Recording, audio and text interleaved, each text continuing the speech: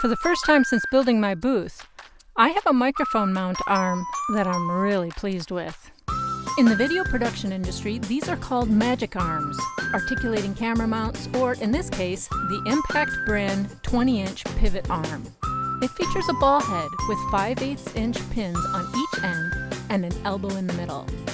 Tightening the wheel locks all the joints at once. It holds up to 8 pounds, which is plenty for any mic.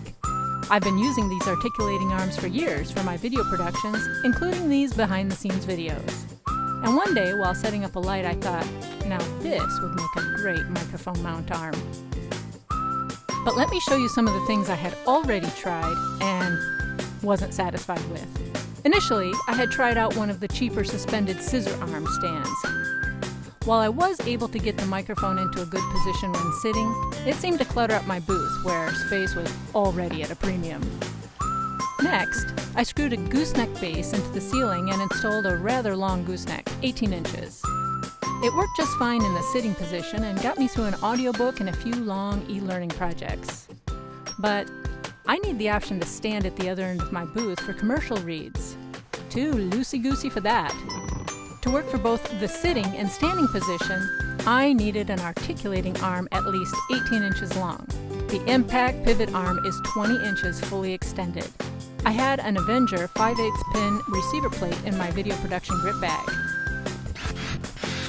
I used the adapter included with the mic to change it to 3/8 inch.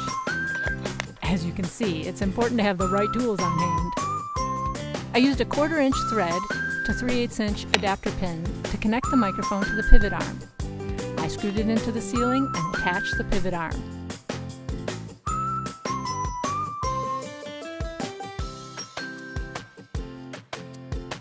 The other pin on the pivot arm fits into the receiver plate on the ceiling. I now have one of the most versatile microphone mount configurations you could ask for. I hope this video will help you find a solution that works for your microphone. If you like what you see here, please subscribe to my YouTube channel and blog.